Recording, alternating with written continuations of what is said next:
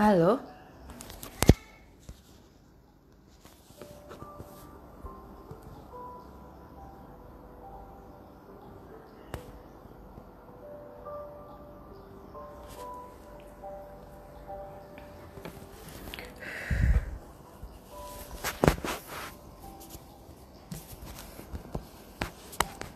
hai. Kita tunggu sebentar ya.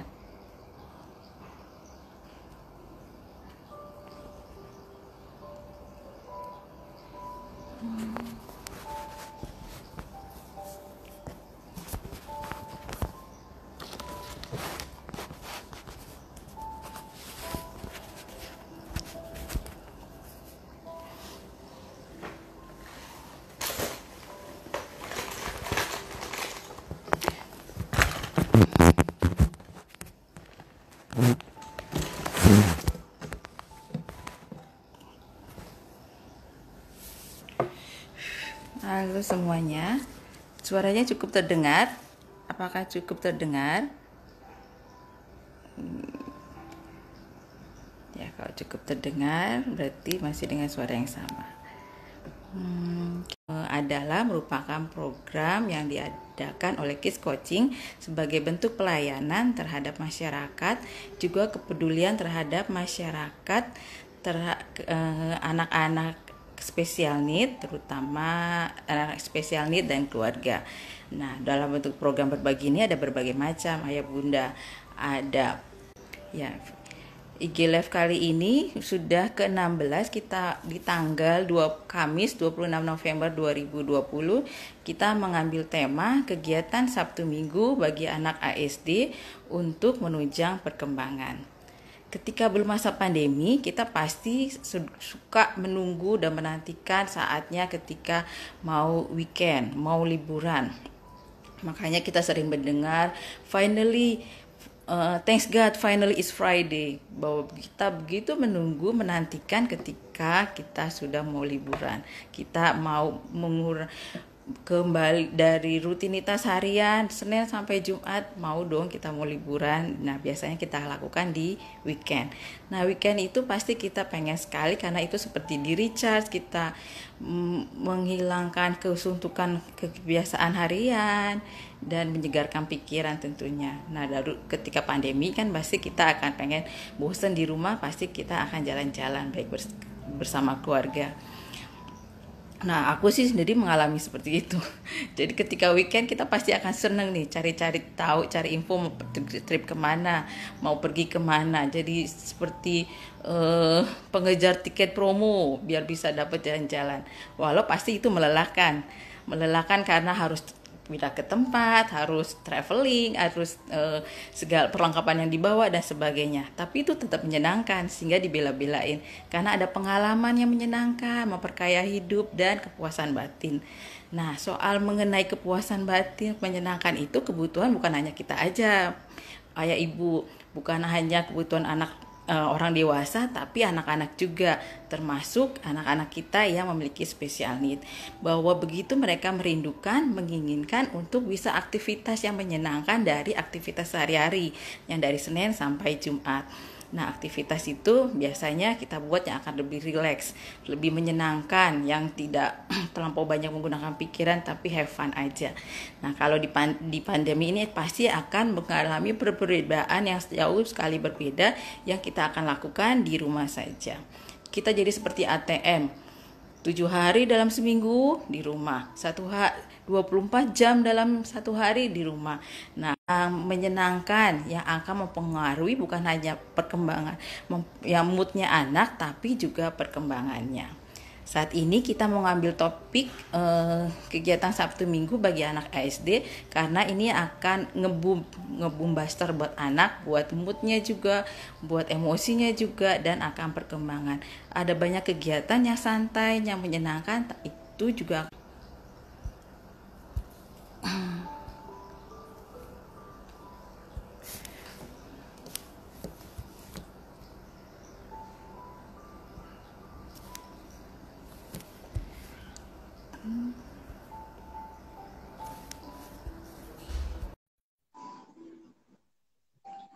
tunggu Bu Ayu akan bantu memaparkan bagaimana kegiatan yang menyenangkan buat anak yang akan membantu perkembangan supaya bisa menjadi pencerahan buat Bapak Ibu untuk mengisi kegiatan di weekend selama masa pandemi ini.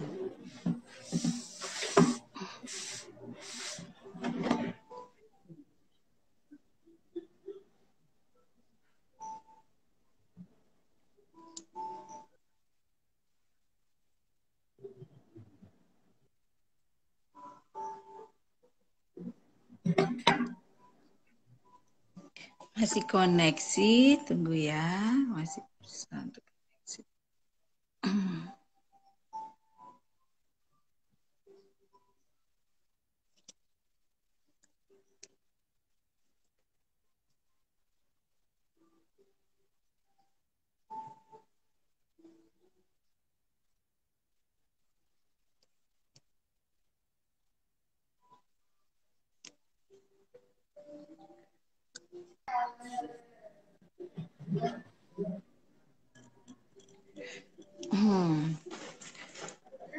Aduh, halo Bu Ayu, mana nih?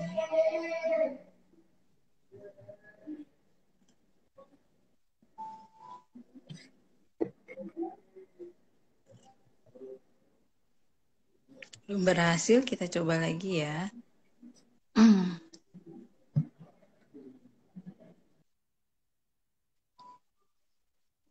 Kita coba.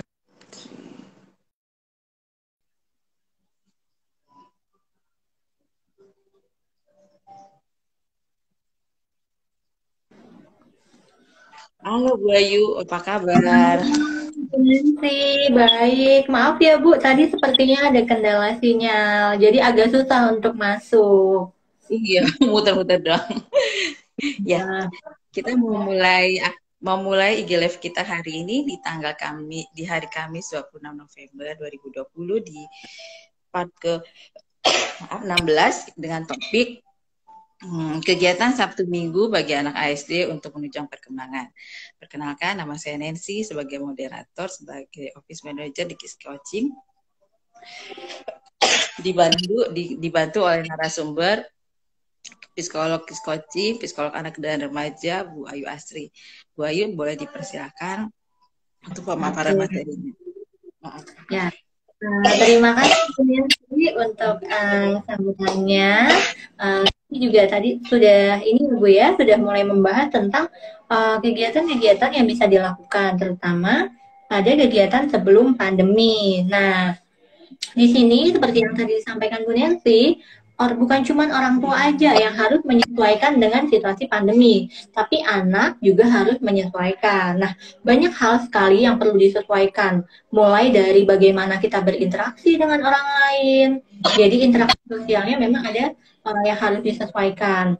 Nah, kemudian bukan cuma masalah interaksi sosial, tapi masalah akademik, kemudian untuk anak-anak berkebutuhan khusus, pastinya yang paling berpengaruh adalah kegiatan terapinya. Nah, kenapa? Karena kan seperti kita tahu ya Bu Nancy ya, banyak sekali orang tua yang masih akan khawatir.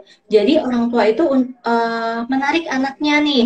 Jadi anaknya diminta stop terapi dulu. Kenapa? Ya karena ada kekhawatiran tentang penyebaran virus seperti itu. Nah, jadi di sini anak dan orang tua memang harus menyesuaikan, tapi kan bukan berarti kita akan apa namanya ya udah deh kita tunggu sampai vaksinnya ada atau kita tunggu sampai situasinya 100% kembali seperti semula. Itu kan akan memakan waktu. Jadi di sini memang mau tidak mau anak dan orang tua menyesuaikan seperti itu. Nah, sebelum kita masuk ke dalam materi bahasan kita hari ini terkait dengan kegiatan Sabtu Minggu nih, nanti yang akan kita sharing ya Bu Nancy ya. Nah, di sini saya akan sedikit memberikan gambaran dulu masalah perkembangan pada anak ASD. Seperti tadi yang sudah saya sampaikan, sebelum adanya pandemi, anak-anak masih bisa sekolah. Misalnya pada anak ASD yang dia sudah sekolah.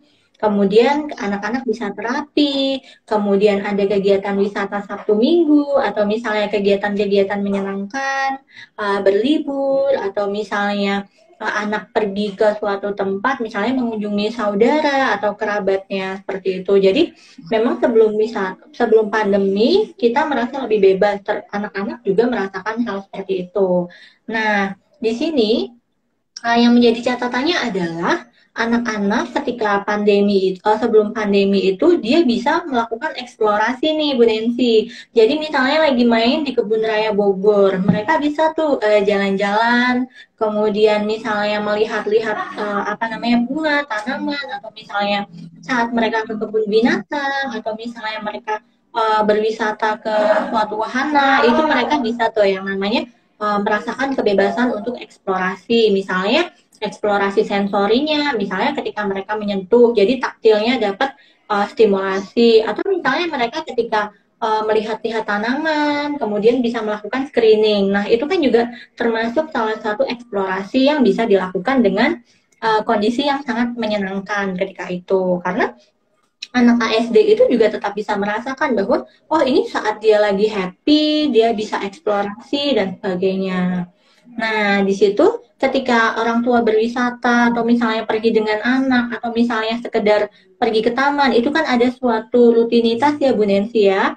Dan juga di situ ada perjalanan, misalnya nih perginya ke taman, misalnya rumahnya di daerah, misalnya mungkin di daerah Jakarta Barat, misalnya mau pergi ke Ancol, itu kan ada tuh perjalanan. Nah, jadinya ya mereka bisa tuh yang namanya jalan-jalan dan sebagainya. Jadi mereka bisa melihat hal-hal yang ada di lingkungan sekitarnya, misalnya lihat ada kendaraan lain, melihat ada orang lain dan sebagainya.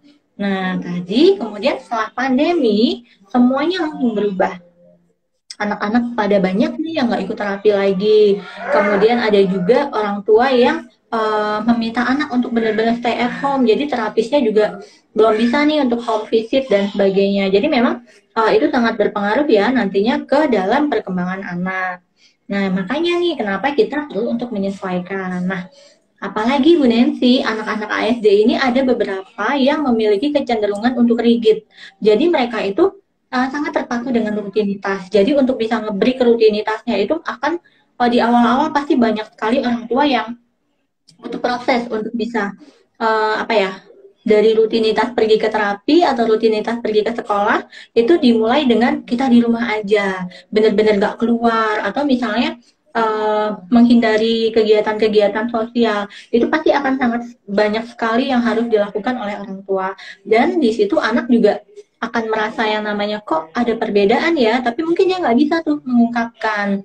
Nah, jadinya mungkin akan muncul nih perilaku-perilaku, mungkin tantrumnya, atau misalnya dia jadi malah muncul perilaku maladaptif, atau misalnya dia jadi destruktif, misalnya dia kesal, belum bisa mengungkapkan emosinya, dia banting barang, atau dia pukul orang lain, atau dia udah paksa naik mobil, dia pengen jalan-jalan, tapi karena nggak diizinin jalan-jalan, dia langsung jadi mungkin mukul ayah atau ibunya, seperti itu. Jadi memang beberapa penyesuaian itu harus dilakukan di saat pandemi, termasuk kegiatan Sabtu Minggunya, seperti itu. Nah, di sini nih ada beberapa dampak ya ketika anak itu tidak mendapatkan stimulasi, karena kan biasanya kalau untuk setiap hari mereka dapat terapi. Sabtu Minggu misalnya ada quality time atau misalnya pergi jalan-jalan. Nah, tapi itu semua hilang. Benar-benar yang tiba-tiba hilang atau misalnya dikurangin. Itu akan berdampak ke perkembangan anak. Bisa aja anak itu mengalami stuck perkembangan atau bahkan mundur. Jadi misalnya dia ketika terapi udah di tahap misalnya sudah sedang terapi wicara, sedang melatih kosakata, atau misalnya melatih dari oral motornya, itu tiba-tiba berhenti, itu pasti akan ada masalah dengan kemampuan bicaranya, bisa stuck atau mundur. Kemudian hal-hal yang lain, misalnya fisioterapis, yang tiba-tiba dia misalnya sedang dilatih, misalnya pada bagian taktilnya atau proprioseptifnya, misalnya ada kendala, nah di situ tiba-tiba tidak diberikan atau diberikan oleh orang tua, tapi dengan adanya keterbatasan otomatis jadi berkurang, seperti itu. Nah, jadi apa namanya di sini beberapa kendala-kendalanya itu apa namanya tidak bisa dilakukan langsung, seperti itu.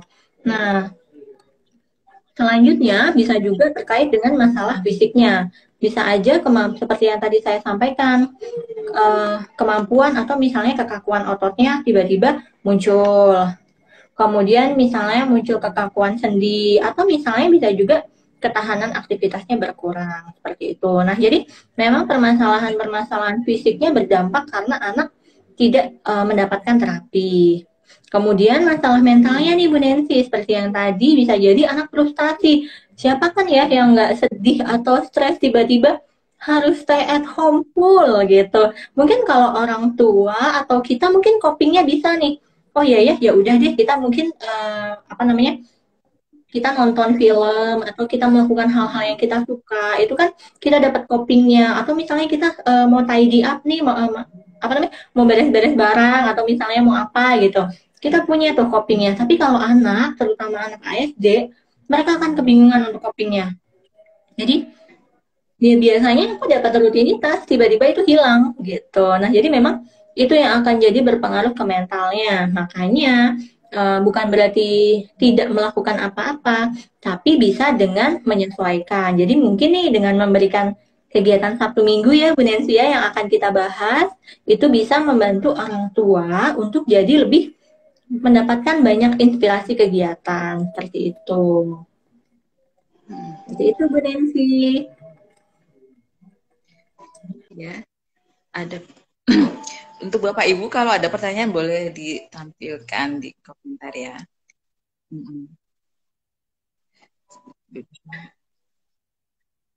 Ya, lanjut aja. Saya sambil lanjutkan ya Bu Nancy.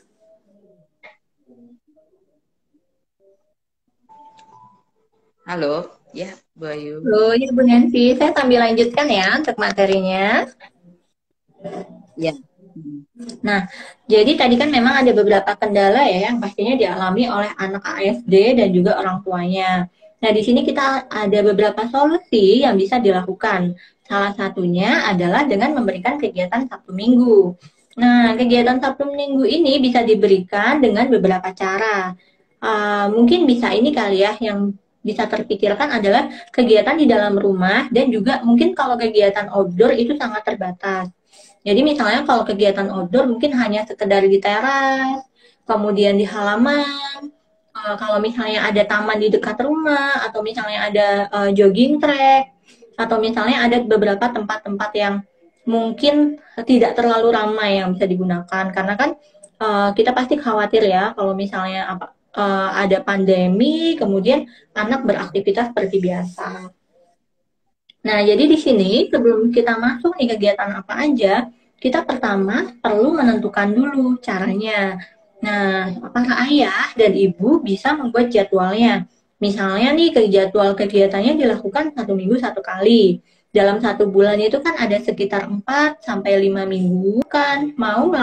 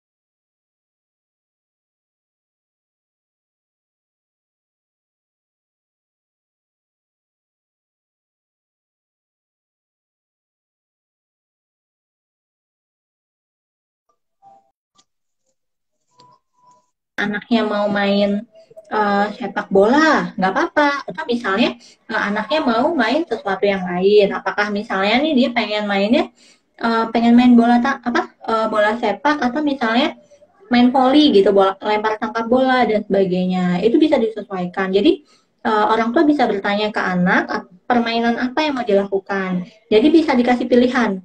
Kalau anaknya mungkin masih di level yang masih usia mungkin TK atau misalnya usia 8 sampai 10 tahun juga, itu bisa kita kasih lihat main bola, main bulu tangkis, atau misalnya mau main lempar tangkap bola seperti itu, atau misalnya mainan yang lain gitu. Itu dikasih pilihan, nanti anaknya akan menentukan. Kemudian dibuat di jadwalnya. Misalnya ada whiteboard atau misalnya pakai kertas, di situ dicatat hari Minggu tanggal 10. Misalnya kegiatan permainannya adalah main lempar tangkap bola, kemudian jalan-jalan di taman, atau misalnya jogging di kompleks seperti itu. Jadi di situ dibuat jadwalnya. Adanya jadwal itu akan sangat membantu anak. Jadi dia tahu kegiatan dia selanjutnya apa, atau kegiatan dia minggu depan apa, seperti itu. Nah, kemudian kita memilih kegiatan yang disesuaikan dengan kemampuan anak nih. Misalnya ya, kalau anaknya masih ada di level lempar tangkap bola, kita ajak mainannya yang sama. Misalnya lempar tangkap bola, tapi anaknya bosen nih. Kita bisa ganti dengan misalnya lempar tangkap apa namanya?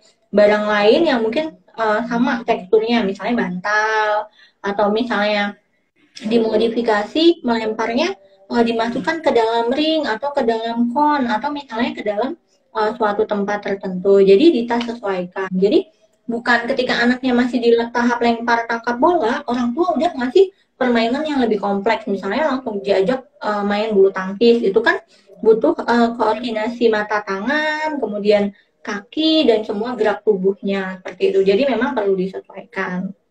Nah, itu tadi beberapa caranya yang bisa dilakukan dulu oleh orang tua.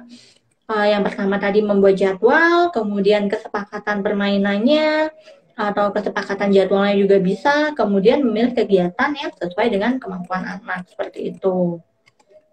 Nah, sekarang nih kita akan masuk ke dalam kegiatan yang bisa dilakukan. Kalau yang pertama, mungkin kita mulai dari kegiatan yang ada di dalam rumah ya, Bu Nancy ya. Iya, boleh. Nah, jadi kegiatan di dalam rumah itu banyak sekali yang bisa dilakukan. Terlepas dari anak itu laki-laki atau perempuan ya. Karena misalnya di rumah kita tetap bisa menstimulasi anak. Kalau misalnya hari-hari biasa stimulasinya diberikan mungkin ya udah sambil main aja. Tapi kegiatan Sabtu Minggu ini mungkin bisa dibuat permainannya terstruktur.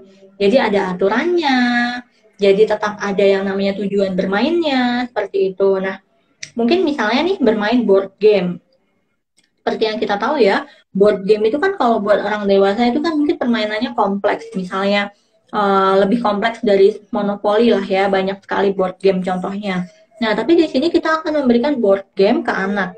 Misalnya pada anak yang masih di tahap perkembangan di level konkret, misalnya dia masih di tahap untuk klasifikasi. Nah, kita bisa main board game-nya menyamakan.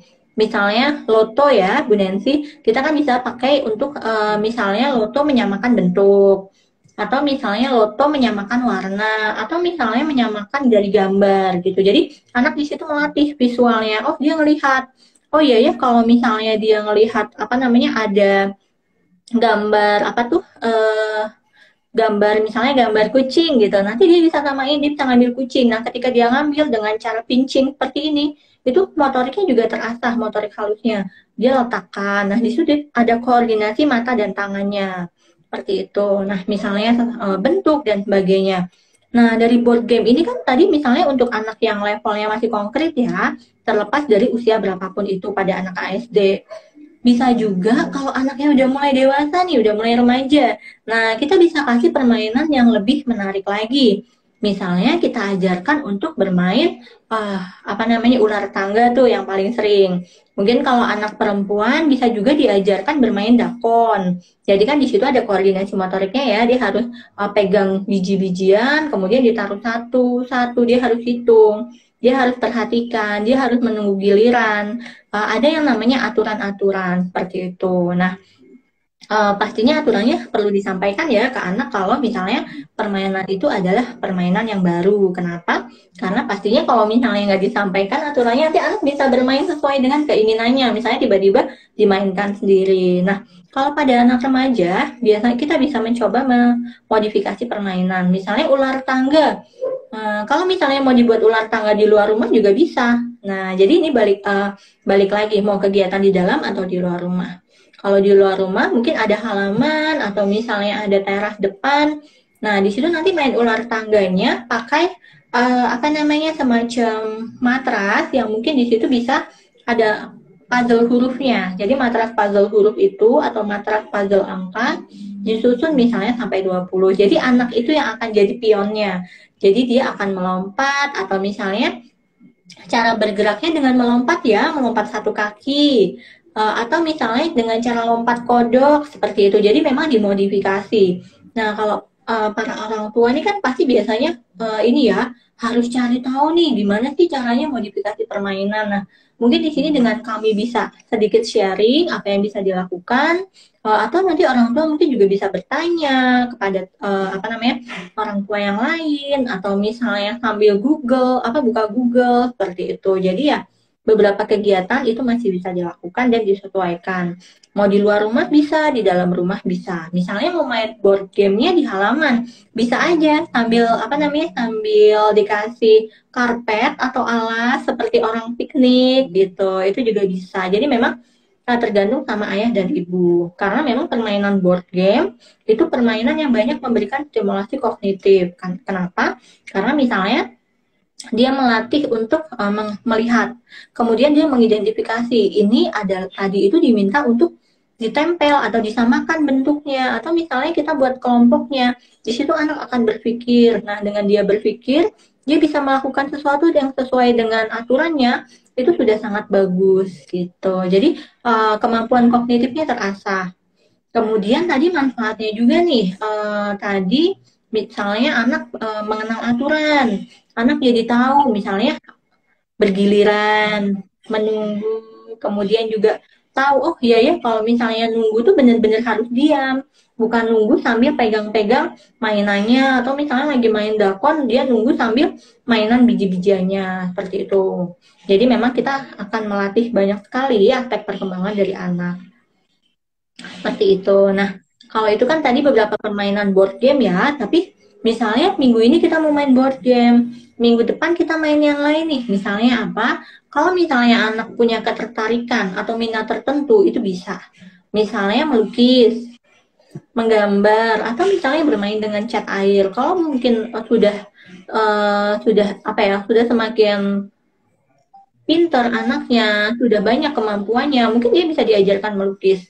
Kemudian kalau misalnya anaknya masih di level, oh masih di umur 7 tahun, tapi masih di level perkembangan konkret nih, masih koordinasi motoriknya masih belum bagus, mungkin bisa diajak melukis dengan jari, atau misalnya diajak membuat pola-pola, atau misalnya membuat karya, seperti itu. Jadi ya, memang kegiatannya punya tujuan, walaupun itu adalah kegiatan santai, seperti itu. Nah, kalau yang lainnya nih mungkin bisa juga kegiatan seperti apa namanya bermain boneka. Kalau misalnya anak laki-laki atau perempuan, anak laki-laki misalnya mau main boneka, mungkin bisa boneka binatang. Karena dia dikenalkan ini adalah binatang-binatang tertentu. Misalnya dibuat dengan boneka jari. Jadi ini gajah ya, atau misalnya binatang yang lain. Jadi memang apa namanya banyak sekali yang bisa diberikan kepada anak ketika dia di rumah seperti itu. Kemudian kalau misalnya permainan yang sering ada di rumah itu kan biasanya selain boneka, ada balok, ada puzzle, itu juga bisa digunakan.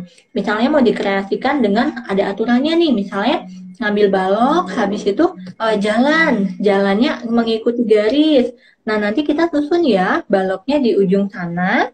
Ketika disusun nanti baloknya misalnya jadi menara atau misalnya jadi rumah. Jadi memang permainan kegiatan Sabtu Minggunya itu ada aturannya seperti itu. Nah, kalau dari Bu Nensi, apakah ada tambahan Bu Nensi mungkin kegiatan permainan nih yang bisa dilakukan? No, kalau kita mau bisa menggali sih banyak kegiatan tradisional yang sebenarnya bisa kita manfaatkan. Gak perlu banyak biaya, gak perlu banyak tempat, gak perlu banyak yang ribet kayak gitu. Dakon yang seperti yang tadi dikatakan, atau yang paling dakon atau congklak, belajar biji-bijian, bisa ceritakan sesuatu hal yang menarik. Lagi pula ketika kita bermain, kita juga bisa berkomunikasi kan, gak mungkin gantian deh, gantian gitu kan, pasti kita ajak ngomong. Dan itu bisa interaksi, bonding juga buat keluarga, buat anak. Atau yang paling sederhana banget orang awam, orang yang nggak ngerti apa-apa juga pasti tahu petak umpet. Ini enak banget. Dari kecil anak-anak pun seneng kayak gitu kan. Jadi kita sambil godain anaknya, kita main petak umpet adek, kayak gitu kan. Jadi dia akan banyak belajar nih mengenal tempat-tempat rumahnya, mengenal teman-temannya nanti siapa aja yang bermain. Dia akan belajar kecepatan untuk buru-buruan untuk ke bentengnya kayak gitu. Nanti bisa dimodifikasikan nih orang tua, kalau misalkan capek nih kita ganti aja deh biar nggak bosen, kita ganti umpetin barang kesukaannya. Adek, ini boneka kesukaan Kak Adek, mama mau naruh nih, coba kamu taruh ya. Nah nanti dia diajarin nih, coba kalau mau nggak ketemu cara ngomongnya gimana dek. Nanti dia akan belajar ngomong, belajar terpaksa ngomong. Nanti kita kasih petunjuk, dia akan juga memahami ada di lemari. Nah dia akan mencari. Itu kita bisa sesuaikan. Petak umpet. Lalu bekel. Bekel itu juga sederhana banget. Cuma perlu bola bekel sama biji-bijinya. Itu perlu kecepatan juga. Karena kalau orang yang nggak belajar, nggak terlatih juga, kalau aku suruh cek bekel lagi juga kayaknya udah agak lama ya. Jadi perlu pelatihan kan. Sebenarnya bagus ya Bu Nancy, karena kan ketika dia lempar, habis itu misalnya kalau dia belum bisa pakai biji bekelnya, mungkin dia nggak apa-apa baru lempar, terus habis itu dia lihat gitu ya. Iya betul. Nanti bola bekelnya dari yang gede, kecil-kecil gitu kan, kita sesuaikan dengan kemampuan anak. Ada yang dulu kalau di masa kecil aku karet gelang yang disusun-susun terus kita lompat-lompat. Nah itu kan cuma karet doang yang murah banget kan. Nah kita bisa sesuaikan kayak gitu. Jadi cari yang murah, gampang penyediaannya dan nggak perlu banyak. Untuk kalau kita biasanya kalau di tempat kita kan setiap anak spesial, setiap orang berbeda, istimewa. Jadi akan ada program yang berbeda-beda. Jadi kita bisa sesuaikan nih, koordinasi sama PJ, coach anaknya. Kita aktivitas apa sih saran-sarannya? Nah, kita biasanya menyesuaikan dengan kondisi anak. Nah, kalau misalkan ini kita orang tua paling tahu yang cari yang gampang, yang nggak akan bikin memaksa anak kayak seperti gitu. Kayak pentak umpet kan juga cuma have fun aja. Bisa belajar sama-sama main. Kayak gitu. Terus kalau di luar sih kayak aku suka dan kalau kita di center itu suka sekali sama yang namanya menangkap ikan. Nah itu seneng banget. Kayaknya anak-anak tuh kayak walaupun akhirnya basa-basa, tapi itu anak akan banyak belajar. Mereka berusaha untuk mencepat, mengatur strategi supaya dia nangkap.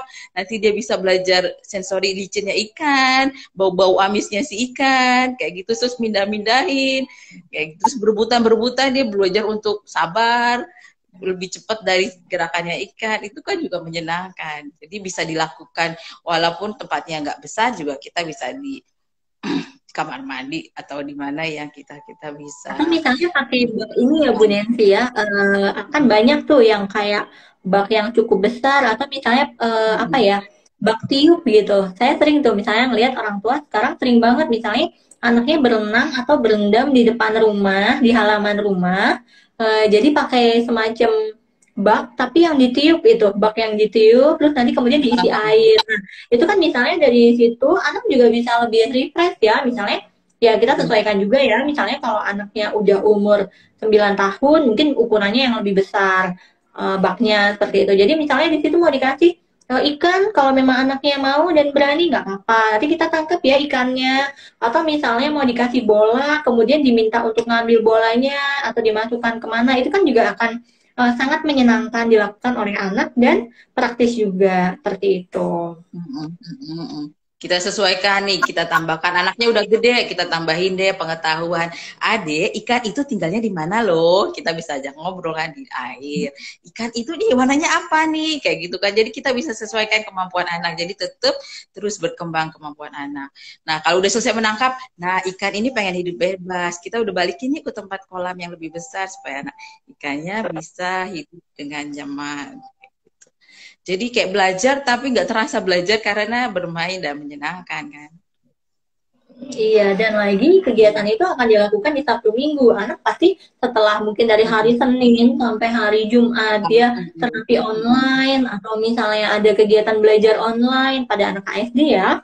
itu pasti dia akan butuh refreshing. Jadi kegiatan yang menyenangkan itu akan sangat membantu anak, karena nanti dengan adanya kegiatan Sabtu Minggu, beberapa aspek perkembangannya akan terstimulasi seperti tadi.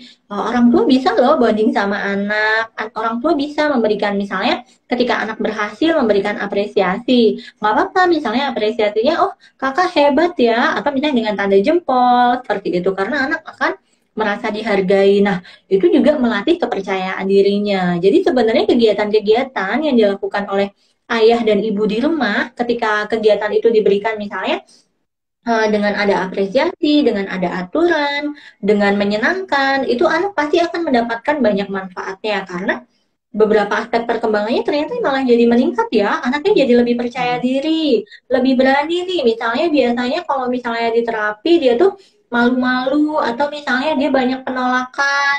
Nah, tapi ketika coba di rumah karena face to face dengan orang tuanya, kemudian nih misalnya orang tuanya juga merasa hangat, merasa enjoy, itu pasti anak juga akan tahu, wah mama atau papaku juga happy nih kalau main sama aku juga nanti ini mau jadi happy, dia jadi ikut senyum. Karena kalau misalnya orang tuanya lagi pas mungkin dengan ekspresi kesel atau aduh ini ngerepotin banget deh, misalnya kegiatannya merepotkan, anak jadi tahu, oh kok kayaknya mama sama papa cemberut ya, atau kok kayaknya mereka nggak suka ya, nanti mereka juga akan malah jadi misalnya penolakan juga, tantrum juga, atau rewel seperti itu. Karena anak ASD itu kan juga punya perasaan ya, misalnya dia bisa tahu nih orang lain itu oh dia kayaknya nggak suka, atau oh kayaknya dia itu lagi nggak mau main, seperti itu. Jadi memang adanya penerimaan atau misalnya keterbukaan dari orang tua atau orang tua yang happy itu bisa bikin anak happy juga, termasuk anak SD. Jadi bukan cuman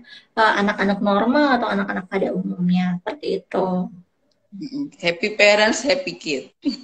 Nah, setuju Bu Nancy. Karena kalau orang tuanya grumpy, kayaknya anak kayaknya juga ikut cranky ya. Ke bawah langsung koneksi.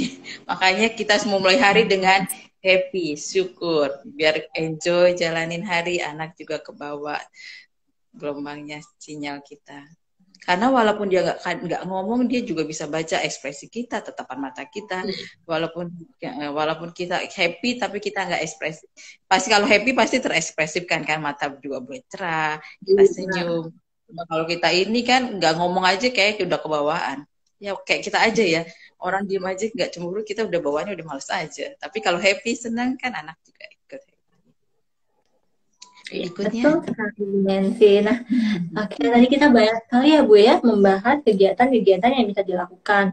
Mungkin tadi ada beberapa nih kegiatan yang bisa dilakukannya di dalam rumah, tapi ternyata ada juga yang dilakukan di luar rumah. Nah, tapi kalau saya mau menambahkan lagi nih kegiatan yang bisa dilakukan di luar rumah. Misalnya apa? Nah, yang lagi happening nih Bu Nancy sekarang itu berkebun. Kayaknya banyak banget ya para ibu nih di rumah yang mulai lebih rajin merawat tanamannya, sampai misalnya tanaman-tanaman itu tuh jadi lebih langka, jadi harganya lebih mahal dan sebagainya. Nah, jadi bisa nih kita ajarkan anak untuk berkebun. Mungkin nggak perlu ya dengan tanaman yang mahal atau tanaman-tanaman yang susah gitu, tapi tanaman yang ada. Misalnya di rumah kita ada pohon cabai yang masih kecil, atau misalnya diajarkan dari kecil menanam dari bibitnya seperti itu. Jadi dari biji cabai gimana bisa jadi tumbuhan. Kalau misalnya ada yang udah berbentuk juga nggak apa-apa. Jadi kita akan memanfaatkan, misalnya nanti kita ajarkan anaknya berkebun. Oh, setiap hari Sabtu atau Minggu kita kasih nih pupuknya. Kemudian misalnya pohon cabenya berbuah, kita bisa petik. Atau misalnya pohonnya itu tipe pohon yang harus dibersihkan ya. Kan ada tuh yang tanaman mungkin semacam monstera dan sebagainya. Ada yang mau sambil dielap, itu nggak apa-apa. Jadi memang tanaman apa aja, misalnya ada tanaman bunga sepatu, misalnya pohonnya mau dibersihkan atau tanamannya mau dibersihkan, itu juga nggak apa-apa. Jadi kita ajarkan anak berkebun, cara merawat tanaman. Kalau misalnya nih Bu Nancy di beberapa tempat masih ada yang punya hewan peliharaan. Nah jadi misalnya pada anak ASD kita ajarkan, misalnya setiap 2 minggu sekali diajarkan untuk merawat ikan, atau misalnya merawat ayam atau merawat bebek, atau misalnya kalau ada yang punya peliharaan atau hewan ternak lainnya kayak misalnya kambing atau sapi, itu juga nggak apa-apa diajarkan, karena di beberapa daerah memang banyak ya Bu Nancy ya yang masih punya hewan ternak yang ada di dekat rumahnya seperti itu. Jadi itu bisa digunakan juga misalnya untuk dia melatih afeksinya. Jadi dia tahu bisa berlatih empatinya untuk orang lain atau pada tanaman lain atau pada hal lain. Jadi dia misalnya rawat tanamannya atau misalnya dia apa namanya ajak misalnya tuh dia ajak binatang peliharaannya jalan-jalan. Mungkin kalau di daerah-daerah tertentu juga, misalnya kayak di kota besar itu atau di daerah juga banyak sih yang ajak jalan-jalan hewan peliharaannya. Misalnya keliling kompleks sama anjingnya atau misalnya sama kucingnya seperti itu. Jadi memang kita latih anak walaupun pandemi kamu tetap bisa beraktivitas tapi dengan catatan kita harus perhatikan keamanannya. Misalnya pakai masker, kita nggak ketemu sama orang yang misalnya berpotensi nih, misalnya orang nggak dikenal atau misalnya bukan orang yang misalnya ada yang mendekat, kita ajarkan anak untuk tidak perlu dekat-dekat, atau misalnya kita minta anak untuk kita tunggu di sini ya, karena di sana masih rame, kita jalannya lewat yang lain, seperti itu. Jadi yang penting anak itu walaupun nggak bisa kemana-mana, dia tetap bisa beraktivitas di luar rumah dengan aman, seperti itu. Nah, kemudian bisa juga misalnya selain merawat kebun atau merawat tanaman atau merawat hewan peliharaan,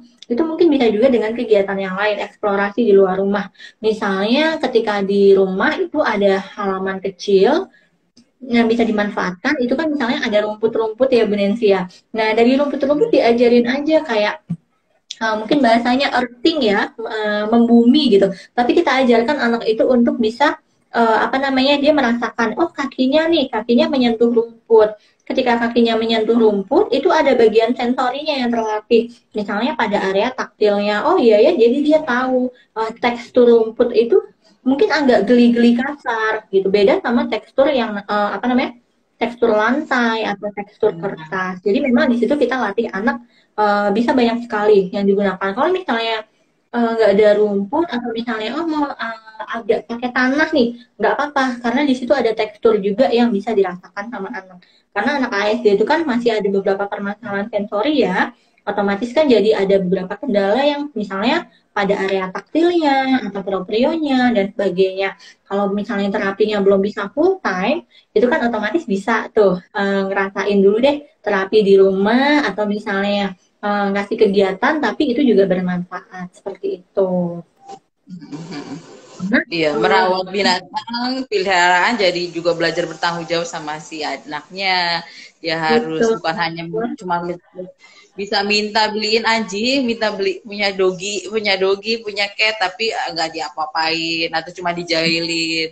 Belajar menyayangi binatang, mengasihi, Atau kelinci mandiin. juga bisa ya Bu Nancy ya. Kelinci lucu-lucu lagi ya. Ya betul. Iya, jadi memang banyak sekali ya pilihannya yang bisa dilakukan. Nah, kalau misalnya tadi, tentunya pasti orang tua menyesuaikan aja. Kalau memang anaknya ada alergi dengan bulu, atau ada alergi dengan misalnya, atau misalnya takut dengan binatang tertentu, atau misalnya, oh binatang ini nggak boleh nih kita pelihara, mungkin bisa disubstitusi. Misalnya nggak bisa kelinci karena bulunya, atau kucing karena bulunya, kita bisa pakai ikan atau misalnya bisa lah kita coba atau misalnya kura-kura atau binatang-binatang lain yang memang binatang peliharaan seperti itu. Nah, tadi kan udah beberapa ya kegiatan-kegiatan yang dilakukan dan ada banyak sekali manfaatnya. Di sini ada beberapa manfaat yang ternyata misalnya nih pada kemampuan kognitifnya dengan anak belajar atau dengan anak bermain board game atau misalnya ketika dia di luar rumah main lempar tangkap bola, kemudian melihat warna-warna bolanya atau masukkan bola ke keranjang, itu kan ada beberapa aspek kognitifnya yang terlatih. Misalnya nih, dia jadi bisa menyamakan warna. Terus nanti kalau misalnya sudah bisa menyamakan warna, sudah bisa untuk menyebutkan nama warna. Tapi dengan diajarkan ya, misalnya dikasih tahu nih, ini warnanya merah, kuning, atau apa, seperti itu. Kemudian ada aspek motorik kasar, karena dengan anak bergerak, itu pasti anak ASD kalau misalnya hanya diem aja, kan ada beberapa anak yang cenderung lunglai, jadi dia akan diem aja gitu, lebih suka duduk aja karena memang pada otot-otot di tulangnya itu kan kurang matang.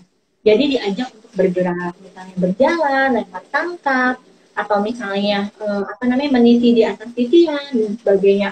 Itu aspek motorik kasarnya akan sangat terlatih.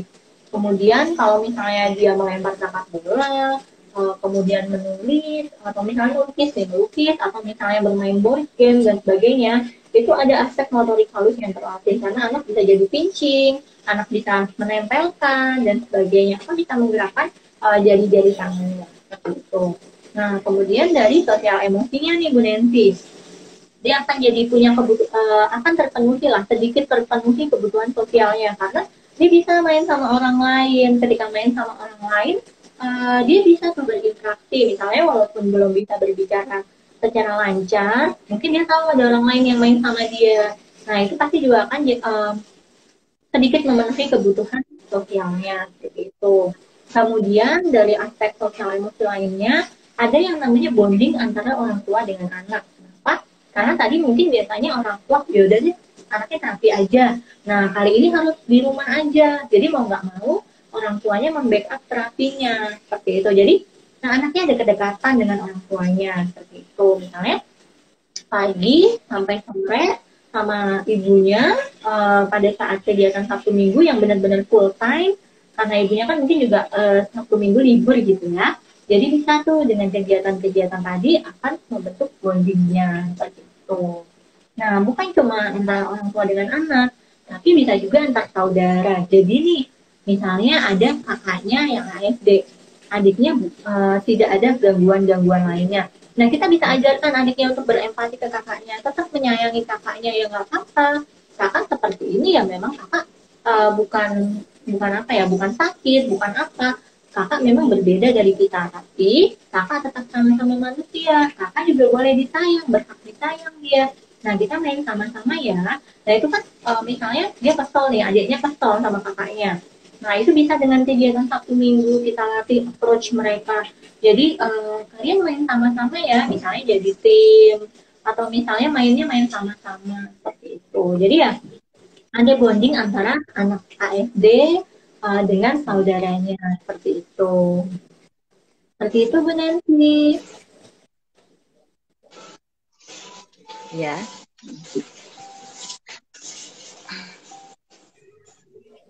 Selanjutnya. Oke, nah kita akan membahas nih Bu Nancy tentang dulu nih ya, mungkin sebelum pandemi ini ada beberapa kegiatan yang Bu Nancy nih ya, waktu di Kids Coaching ada klien kita yang pernah sempat tinggal. Nah, ketika itu kegiatannya yang dilakuin di Sabtu Minggu apa aja ya Bu ya?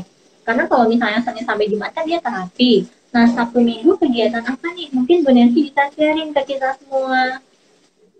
Oh iya, kalau flashback nih ya, kita flashback mengenai satu klien ini.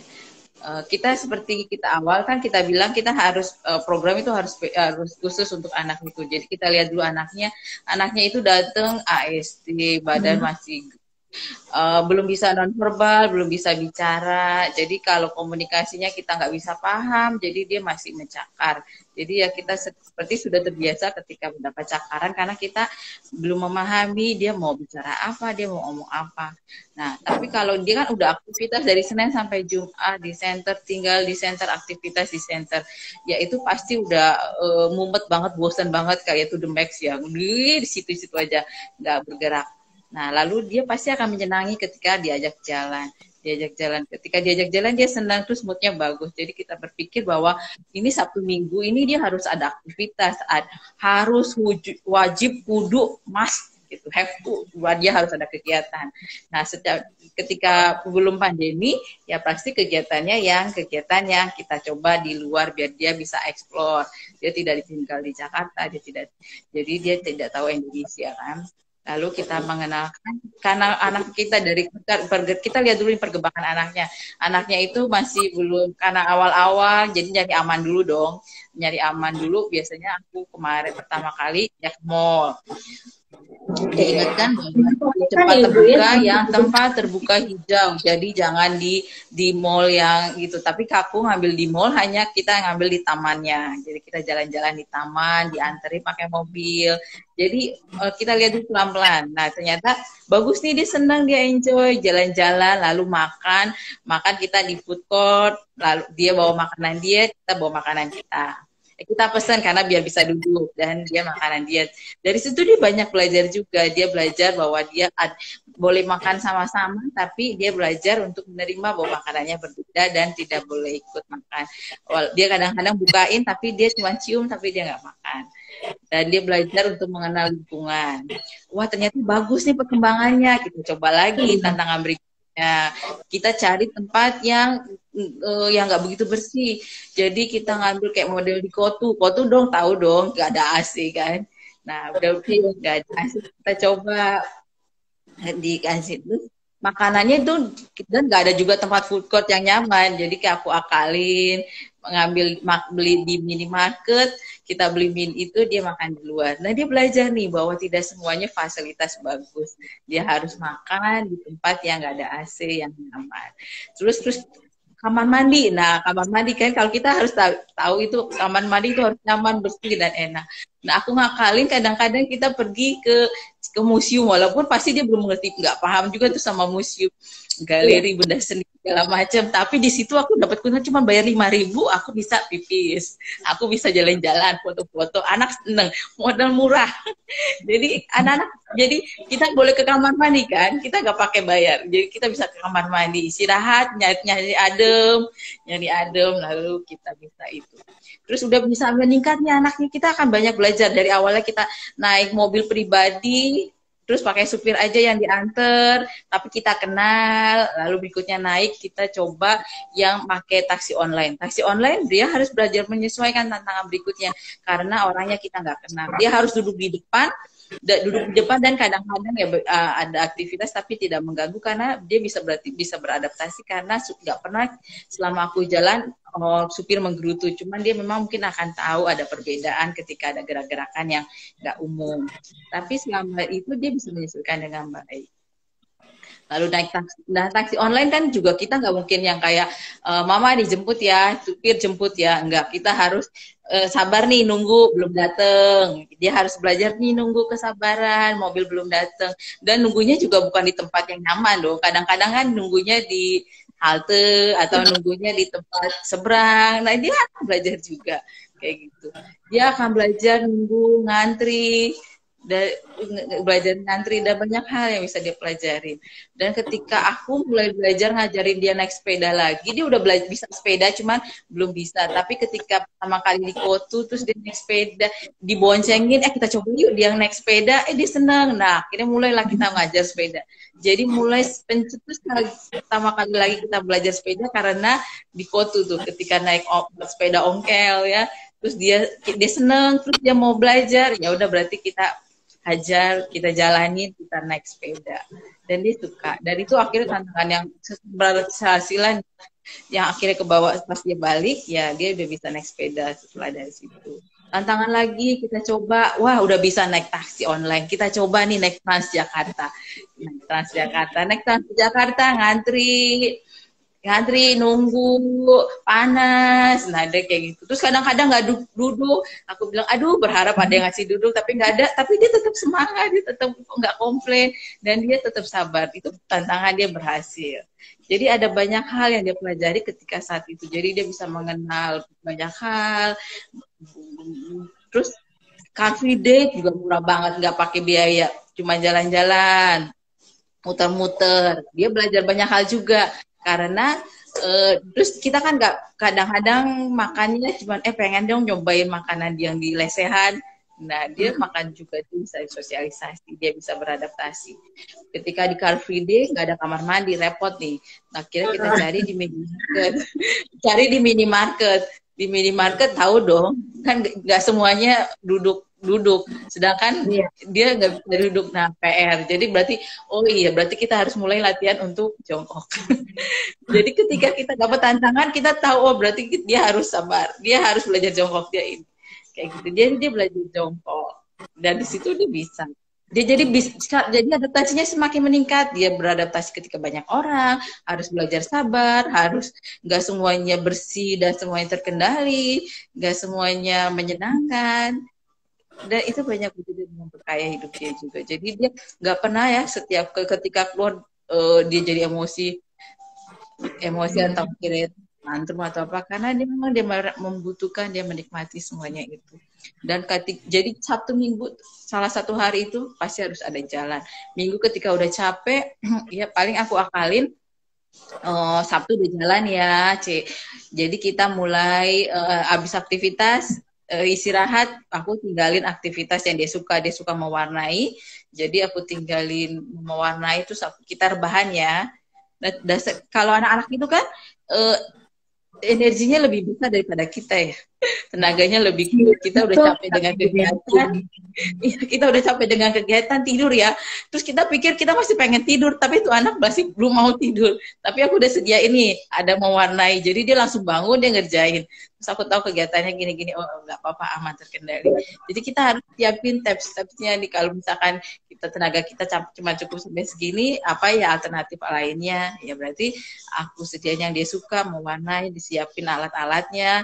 Jadi kita bisa istirahat, anak tetap ada kegiatan kayak gitu. Ya. Bahkan aku pernah ngajakin ke komunitas traveling dan dia bisa hebat. Kalau jalan-jalan ya. Iya, dan traveling belajar kita bahwa menerima bahwa tidak ada anak yang sebenarnya kemampuan remaja tapi kemampuannya belum gitu. Jadi belajar juga untuk orang-orang di sekitar situ bahwa aku udah ingetin sih ini aku mau ajak tapi ini ya tolong dipiniin. Oh iya nggak apa-apa Kak gitu. Jadi kita mulai terima. Memang ada hal yang kadang-kadang yang kita nggak pahami kan karena berbeda. Padahal itu di galeri seni, di museum seni, lalu dia lari-lari, dia mencari-mencari karena ternyata aku terpisah. Jadi kita kaget kenapa dia terpisah. Jadi ternyata karena dia mau bahwa kita datang bertiga, ya berarti kita harus bertiga kayak gitu. Jadi memang kita harus sesuaikan. Kalau anaknya udah semakin pinter nih, kita tambahkan dong biar kemampuannya naik. Seperti itu. Dan ya betul sekali ya yang Bu Nanti sampaikan tadi. Kenapa? Karena kita latihnya dulu mungkin dari hal yang ternyaman atau hal yang terpisah dari anak itu. Karena kalau misalnya dia diajak yang langsung mungkin kesannya kurang nyaman buat dia harus ke toilet jongkok, nggak ada AC, mungkin dia akan langsung cranky atau marah. Tapi dengan sudah dibiasakan nih kegiatan Sabtu Minggu, otomatis dia bisa jadi langsung untuk bisa menyesuaikan dulu nih, misalnya oh iya kita akan tempat yang menyenangkan dulu, atau misalnya kayak ke tempat yang adem-adem dulu. Nah besoknya mulai nih ngerasain udara Jakarta yang panas ya Bu Nancy ya gitu. Nah mungkin kan tadi karena ada situasinya non pandemi, otomatis ketika non pandemi itu akan lebih aman, bisa eksplorasi banyak hal ya Bu ya. Nah sekarang karena keterbatasan pandemi, otomatis mau nggak mau nih orang tua dan anak menyesuaikan. Jadi ya mungkin kegiatan yang menyenangkan kayak tadi tuh ke museum, kemudian ikut komunitas travelingnya, itu mungkin bisa nanti lagi. Nanti kalau misalnya sudah pandemi ini berakhir atau udah lewat, bisa kita untuk melakukan hal itu sekarang.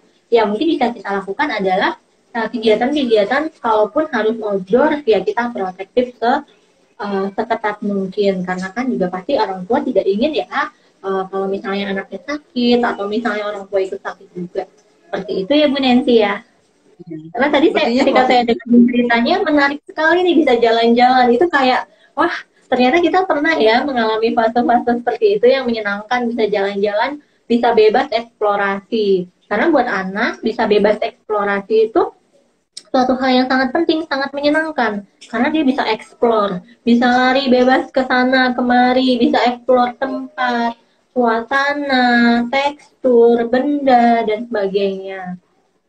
Iya. Sepertinya sudah 1 jam kita mau. Nggak terasa ya, udah 1 jam. Iya. Dan belum ada pertanyaan. Ya udah.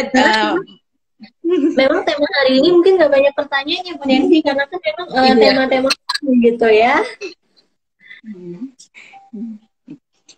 Ya, kita terima kasih Bapak Ibu yang sudah hadir, yang sudah mau mengikuti IG Live kita kali ini.